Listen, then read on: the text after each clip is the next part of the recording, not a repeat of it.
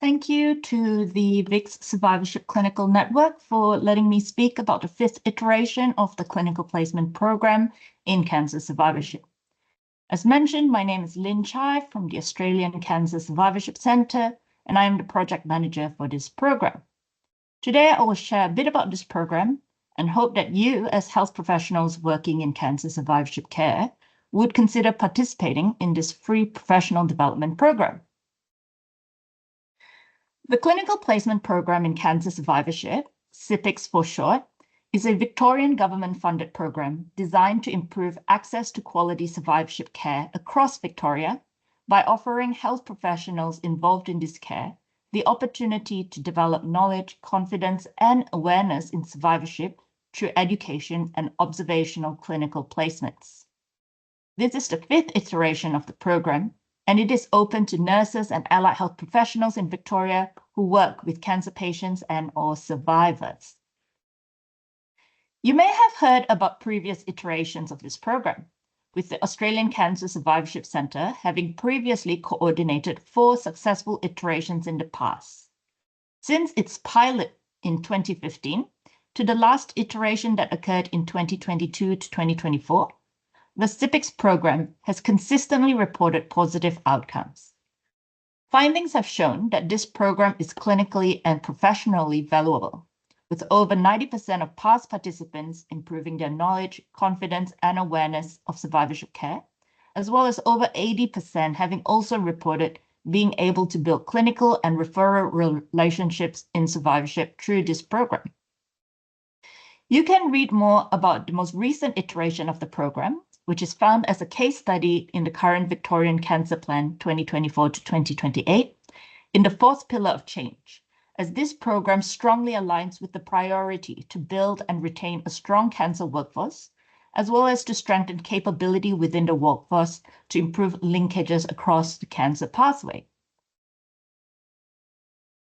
So now, I'd like to share with you about this 5th iteration of the program, which will be occurring from 2025 to 2027.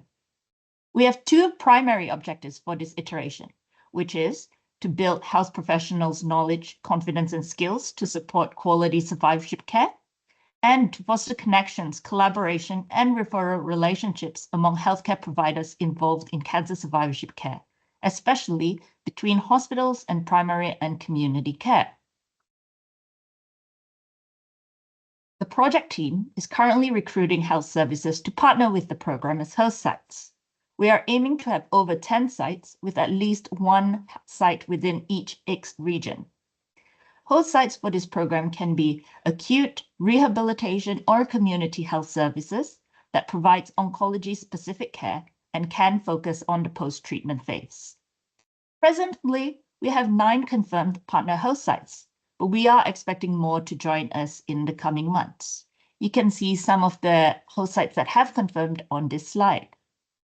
If you also believe that your health service could offer some valuable learnings in survivorship care to other health professionals, please do reach out and contact me for more information on how your health service can get involved as a host site. But for now, we're talking about participant recruitment, because we are now recruiting allied health professionals and nurses working with cancer patients and survivors to join the program. We aim to reach a minimum of 200 Victorian health professionals in this 2-year period, with a focus on reaching at least 40% of health professionals from regional or rural areas.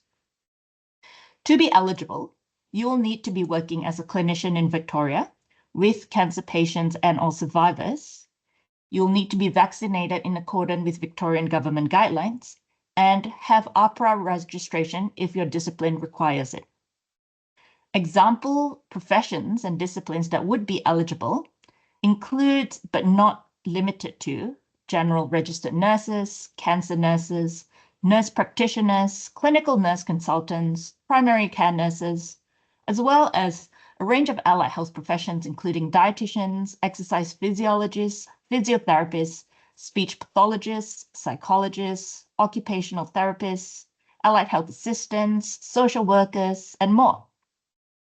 No matter the discipline, note that the main criteria that the project team will be screening for is the relevancy of this program to your clinical practice. So what does the program look like, you might ask? In terms of the program experience itself, successful participants will be required to do approximately 3 to 5 hours of pre-placement learning, which will be available online for participants to do in their own time. Participants will then be required to attend one observational survivorship-focused placement of 4 to 8 hours in duration. Rural and regional participants will be provided with an option to do an additional opportunity, if they would like to, provided that one of the placements is within their local region.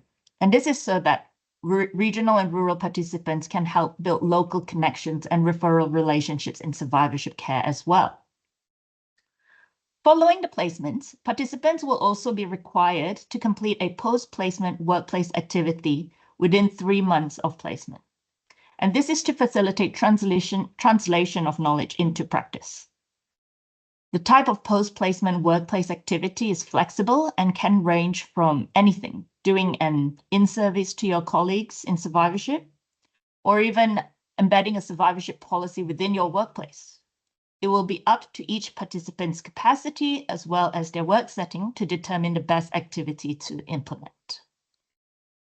And for this program, there will also be 2 evaluation surveys. They're quite short, one post-placement and one follow-up 3-month post-placement. And this is so that we can assess the impact of the program on your learning and practice.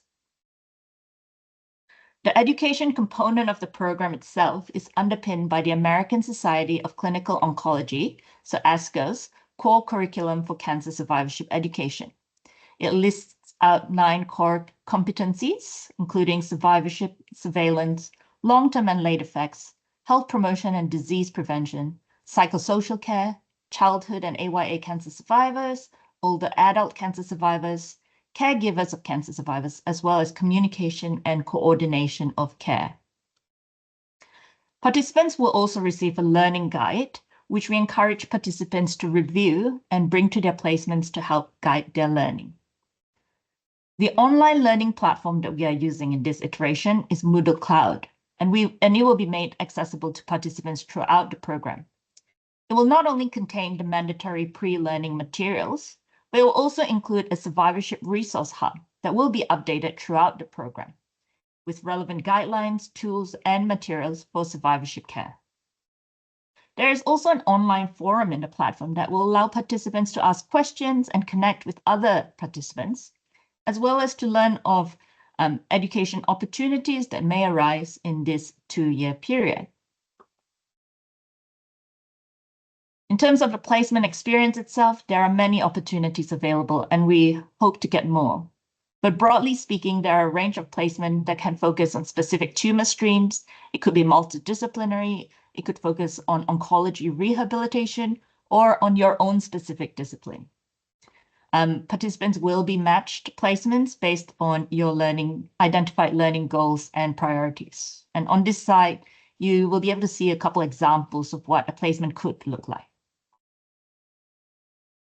But in summary, there are many benefits to being a participant in this program that I have mentioned throughout my presentation. You will not only be able to improve your knowledge and skills in survivorship care, but also create links and professional relationships with other health professionals working in survivorship. So apply now. As mentioned, we are accepting applications for this first round right now. The first round's deadline will be June 30th, 2025. But we will be opening multiple rounds throughout the 2-year period. So if this time does not suit you, do keep in touch and we will alert you when more participant recruitment rounds open. You can apply now via this link. I've also listed the project team details here, so feel free to contact us at any time with any questions you might have about this program. I'd just like to thank our supporters, including Peter Mac and the Victorian government. Thank you.